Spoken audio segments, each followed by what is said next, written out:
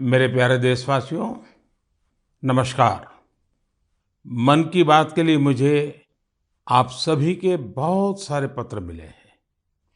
Social media और नमो app पर भी बहुत से संदेश मिले हैं। मैं इसके लिए आपका बहुत आभारी हूँ।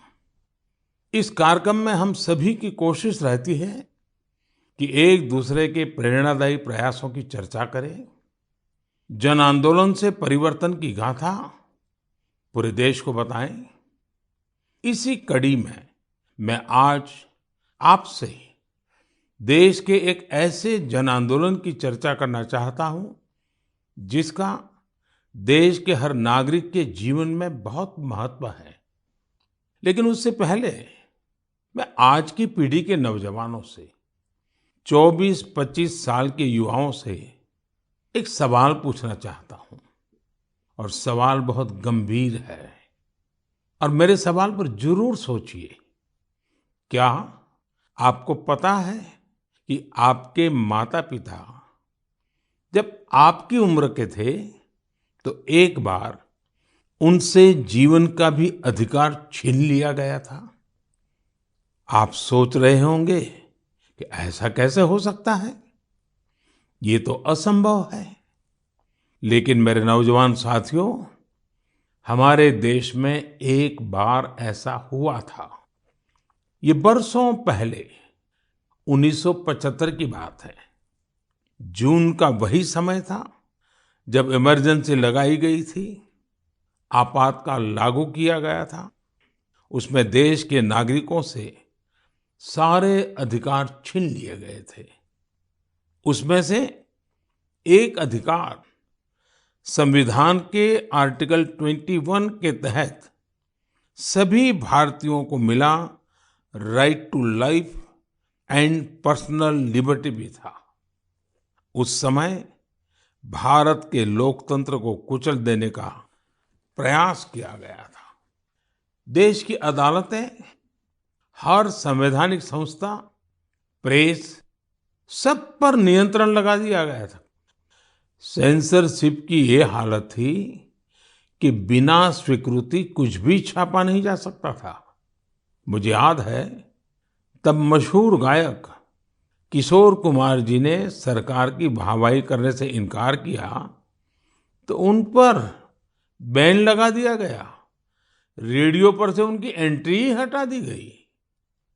लेकिन बहुत कोशिशों, हजारों गिरफ्तारियों और लाखों लोगों पर अत्याचार के बाद भी भारत के लोगों का लोकतंत्र से विश्वास डिगा नहीं, रत्ती भर नहीं डिगा। भारत के हम लोगों में सदियों से जो लोकतंत्र के संस्कार चले आ रहे हैं, जो लोकतांत्रिक भावना हमारी रग रग में है, आखिरकार जीत उसी की हुई। भारत के लोगों ने लोकतांत्रिक तरीके से ही इमरजेंसी को हटाकर वापस लोकतंत्र की स्थापना की। तानाशाही की मानसिकता को, तानाशाही वृत्ति प्रवृत्ति को लोकतांत्रिक तरीके से पराजित करने का ऐसा उदाहरण पूरी दुनिया में मिलना मुश्किल है। इमरजेंसी के दौरान देशवासियों के संघर्ष का गवाह रहने का, साझेदार रहने का सौभाग्य मुझे भी मिला था, लोकतंत्र के एक सैनिक के रूप में। आज जब देश अपनी आजादी के 75 वर्ष का पर्व मना रहा है, अमृत महोत्सव मना रहा है, तो आपातकाल के उस भयावह दौर को भी हमें कभी भी भूलना नहीं चाहिए। आने वाली पीढ़ियों को भी भूलना नहीं चाहिए। अमृत महोत्सव सैकड़ों वर्षों की गुलामी से मुक्ति की विजय गाथा ही नहीं, बल्कि आजादी के बाद के 75 वर्षों की यात्रा भी समेटे हुए है। इतिहास के हर अहम पड़ाव से सीखते हुए ही हम आगे बढ़ते हैं। मेरे प्यारे देशवासियों, हम में से शायद ही कोई ऐसा हो जिसने अपने जीवन में आकाश से जुड़ी कल्पनाएं न की हो। बचपन में हर किसी को आकाश के चांद, तारे, उनकी कहानियां आकर्षित करती हैं। युवाओं के लिए आकाश छूना सपनों को साकार करने का पर्याय होता है। आज हमारा भारत जब इतने सारे क्षेत्रों में सफलता का आकाश छू रहा है, तो आकाश या अंतरिक्ष इससे अछूता कैसे रह सकता है? बीते कुछ समय में हमारे देश में स्पेस सेक्टर से जुड़े कई बड़े काम हुए हैं। देश की इन्हीं उपलब्धियों में से एक है इन स्पेस नाम की एजेंसी का निर्माण। एक ऐसी एजेंसी जो स्पेस सेक्टर में भारत के प्राइवेट सेक्टर के लिए नए अवसरों को प्रमोट कर रही है। इस शुरुआत ने हमारे देश के युवाओं को विशेष रूप से आकर्षित किया है। मुझे बहुत से नौजवानों के इससे जुड़े संदेश भी मिले हैं। कुछ दिन पहले जब मैं इनस्पेस के हेडक्वार्टर के लोकार्पण के लिए गया था, तो मैंने कई युवा स्टार्टअप्स के आइडियाज और उत्साह को देखा। मैंने उनसे काफी देर तक बातचीत भी की।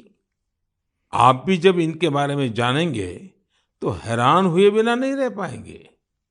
जैसे कि स्पेस स्टार्टअप्स की संख्या और स्पीड को ही ले लीजिए।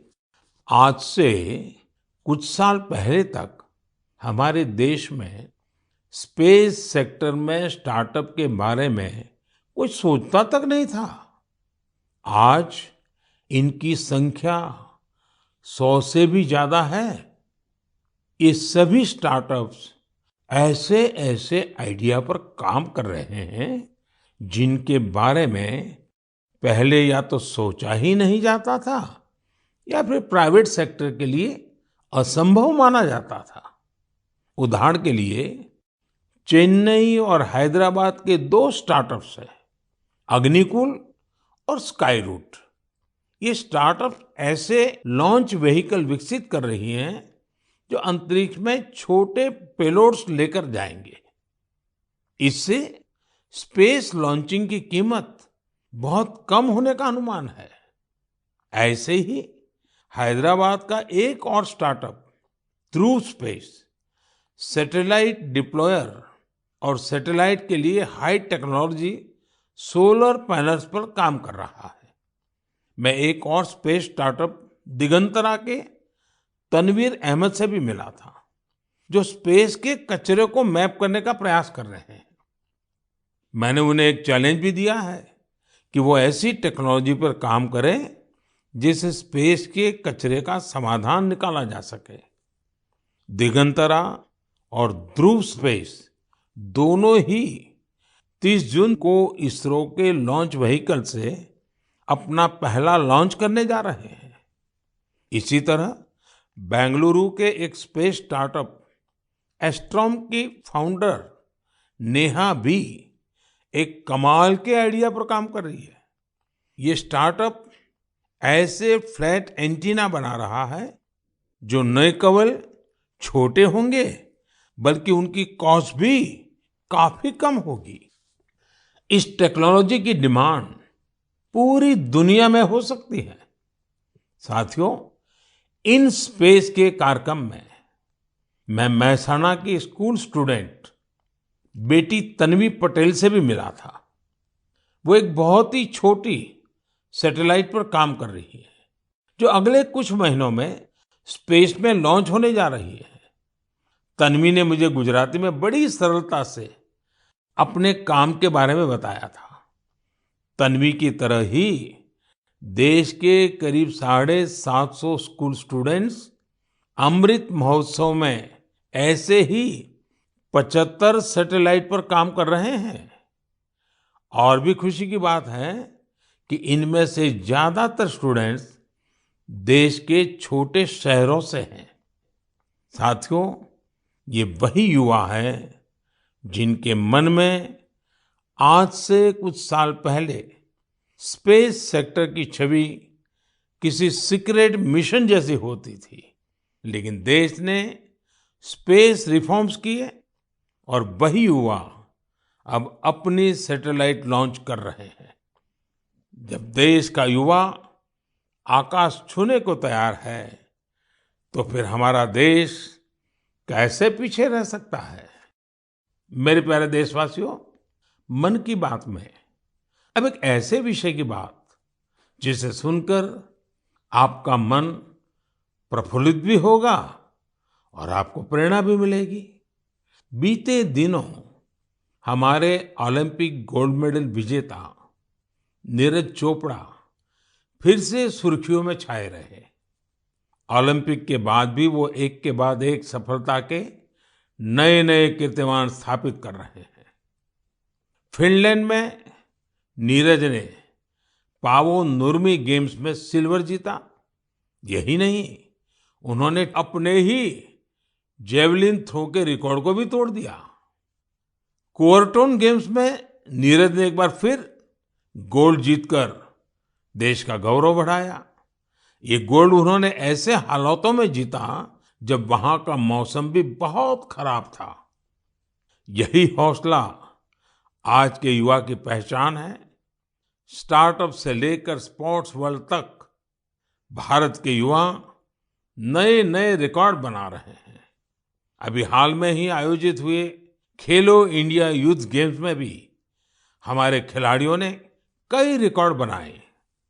आपको जानकर अच्छा लगेगा कि इन खेलों में कुल 12 रिकॉर्ड टूटे हैं। इतना ही नहीं, 11 रिकॉर्ड्स महिला खिलाड़ियों के नाम दर्ज हुए हैं। मणिपुर की एम मार्टिना देवी ने वेट लिफ्टिंग में 8 रिकॉर्ड्स बनाए हैं। इसी तरह संजना, सोनाक्षी और भावना ने भी अलग अलग रिकॉर्ड्स बनाए हैं। अपनी मेहनत से इन खिलाड़ियों ने बता दिया है कि आने वाले समय में अंतर्राष्ट्रीय खेलों में भारत की साख कितनी बढ़ने वाली है। मैं इन सभी खिलाड़ियों को बधाई भी देता हूं और भविष्य के लिए शुभकामनाएं भी देता हूं। साथियों, खेलो इंडिया यूथ गेम्स की एक और खास बात रही है। इस बार भी कई ऐसी प्रतिभाएं उभर कर सामने आई हैं जो बहुत साधारण परिवारों से हैं। इन खिलाड़ियों ने अपने जीवन में काफी संघर्ष किया और सफलता के इस मुकाम तक पहुंचे हैं। इनकी इस सफलता में इनके परिवार और माता-पिता की भी बड़ी भूमिका है। 70 किलोमीटर साइकिलिंग में गोल्ड जीतने वाले श्रीनगर के आदिल अल्ताफ के पिता टेलरिंग का काम करते हैं, लेकिन उन्होंने अपने बेटे के सपनों को पूरा करने के लिए कोई कोर कसर नहीं छोड़ी। आज आदिल ने अपने पिता और पूरे जम्मू कश्मीर का सिर गर्व से ऊंचा किया है। वेट लिफ्टिंग में गोल्ड जीतने वाले चेन्नई के एल धनुष के पिता भी एक साधारण कारपेंटर है। सांगली की बेटी काजोल सरगार, उनके पिता चाय बेचने का काम करते हैं। काजोल अपने पिता के काम में हाथ भी बटाती थी और वेट लिफ्टिंग की प्रैक्टिस भी करती थी। उनकी और उनके परिवार की मेहनत रंग लाई और काजोल ने वेट लिफ्टिंग में खूब वाहवाही बटोरी है। ठीक इसी प्रकार का करिश्मा रोहतक की तनु ने भी किया है। तनु के पिता राजवीर सिंह रोहतक में एक स्कूल के बस ड्राइवर है। तनु ने कुश्ती में स्वर्ण पदक जीतकर अपना और अपने परिवार का, अपने पापा का सपना सच करके दिखाया है। साथियों, खेल जगत में अब भारतीय खिलाड़ियों का दबदबा तो बढ़ ही रहा है, साथ ही भारतीय खेलों की भी नई पहचान बन रही है। जैसे कि इस बार खेलो इंडिया यूथ गेम्स में ओलंपिक में शामिल होने वाली स्पर्धाओं के अलावा 5 स्वदेशी खेल भी शामिल हुए थे। ये 5 खेल है गतका, थांग ता, योगासन, कलरियापट्टू और मलखम्ब।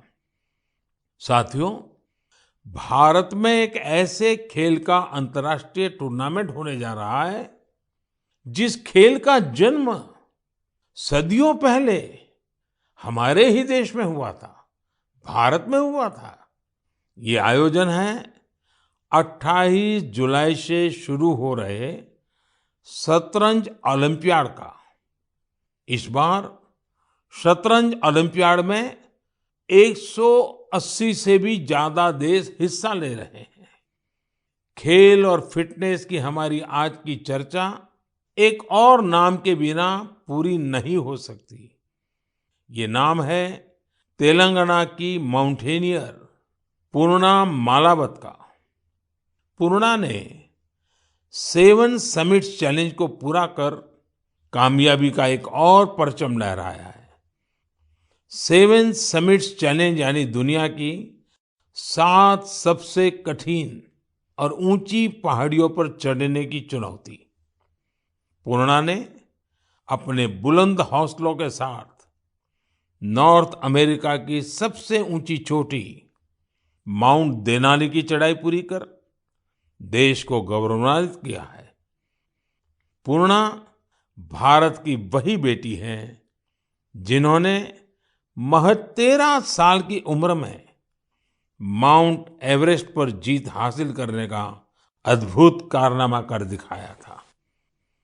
साथियों, जब बात खेलों की हो रही है तो मैं आज भारत की सर्वाधिक प्रतिभाशाली क्रिकेटरों में उनमें से एक मिताली राज की भी चर्चा करना चाहूंगा।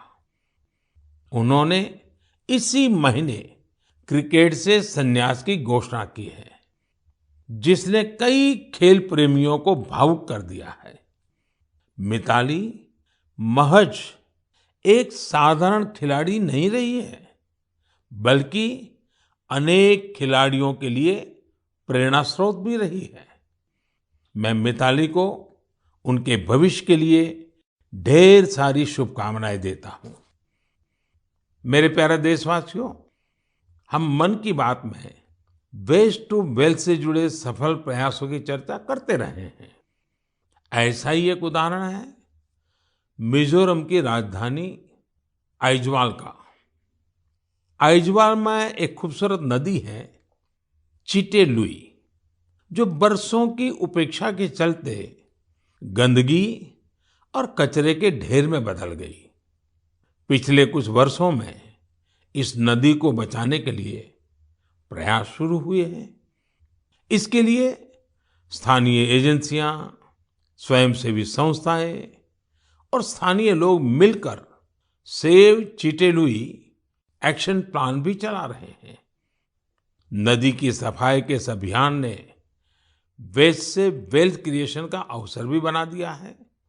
दरअसल इस नदी में और इसके किनारों पर बहुत बड़ी मात्रा में प्लास्टिक और पॉलीथीन का कचरा भरा हुआ था।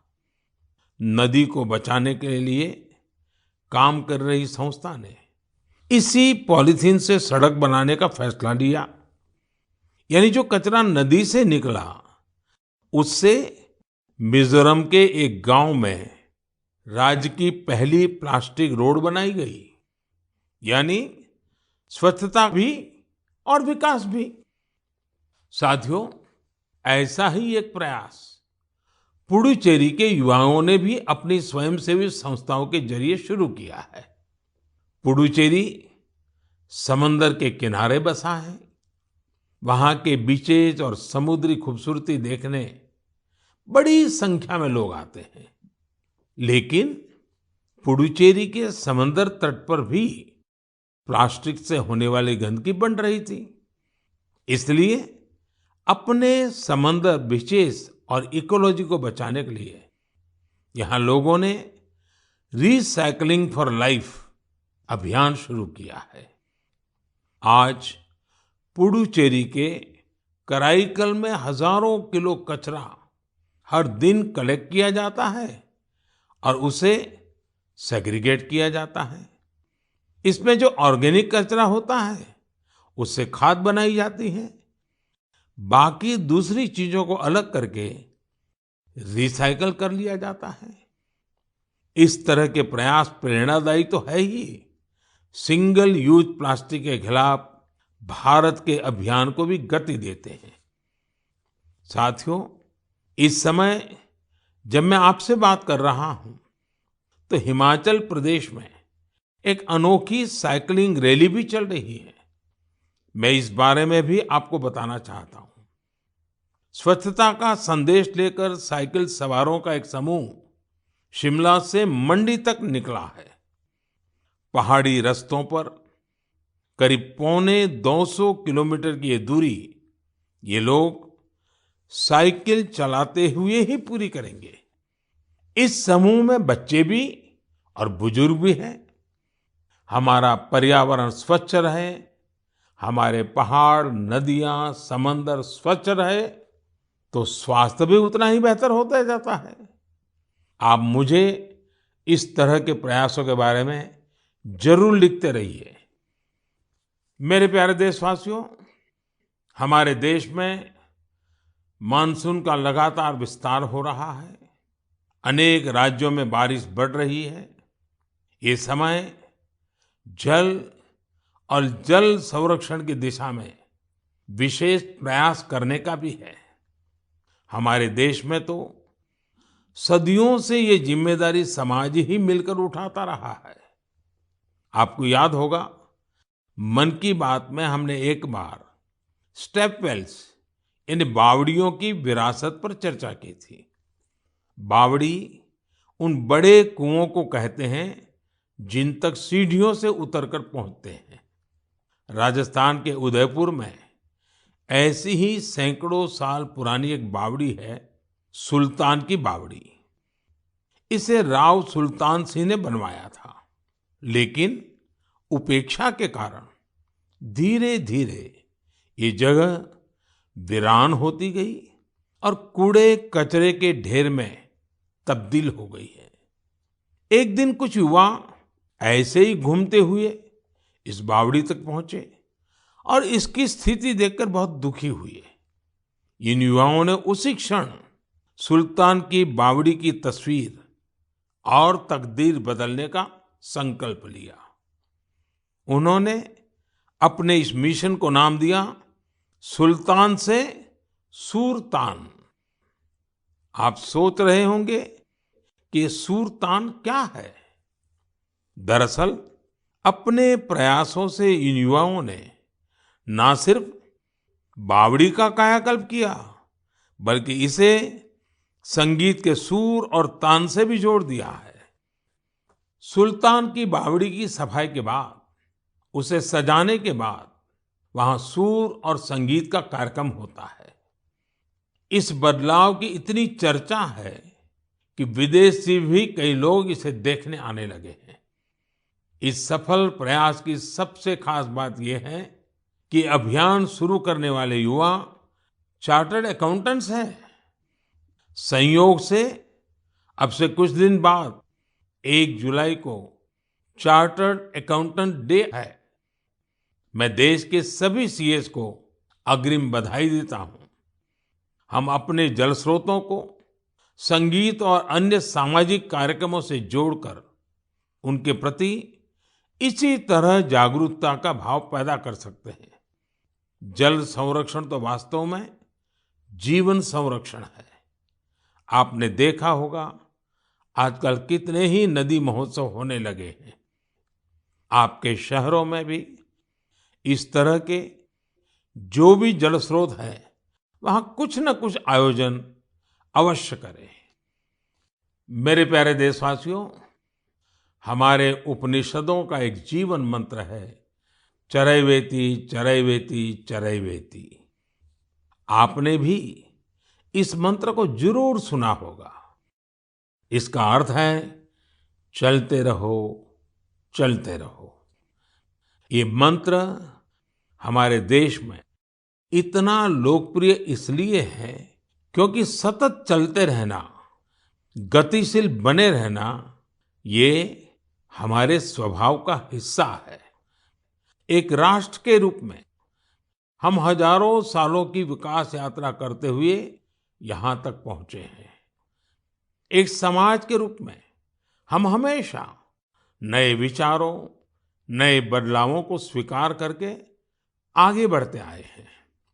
इसके पीछे हमारी सांस्कृतिक गतिशीलता और यात्राओं का बहुत बड़ा योगदान है। इसलिए तो हमारे ऋषियों मुनियों ने तीर्थ यात्रा जैसी धार्मिक जिम्मेदारियां हमें सौंपी थी। अलग अलग तीर्थ यात्राओं पर तो हम सब जाते ही हैं।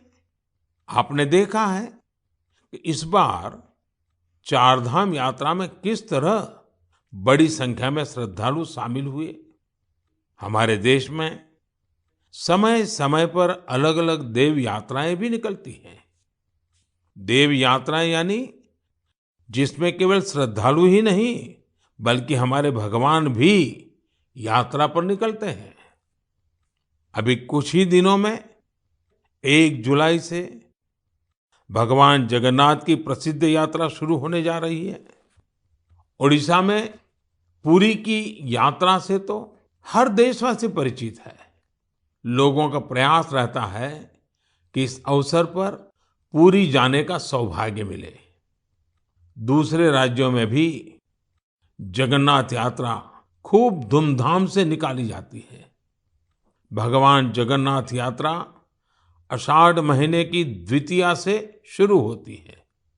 हमारे ग्रंथों में आषाढ़स्य द्वितीय दिवसे रथ यात्रा इस तरह संस्कृत श्लोकों में वर्णन मिलता है। गुजरात के अहमदाबाद में भी हर वर्ष आषाढ़ द्वितीया से रथ यात्रा चलती है। मैं गुजरात में था तो मुझे भी हर वर्ष इस यात्रा में सेवा का सौभाग्य मिलता था। आषाढ़ द्वितीया जिसे आषाढ़ी बीज भी कहते हैं, इस दिन से ही कच्छ का नववर्ष भी शुरू होता है। मैं मेरे सभी कच्छी भाइयों बहनों को नववर्ष की शुभकामनाएं भी देता हूं। मेरे लिए इसलिए भी ये दिन बहुत खास है।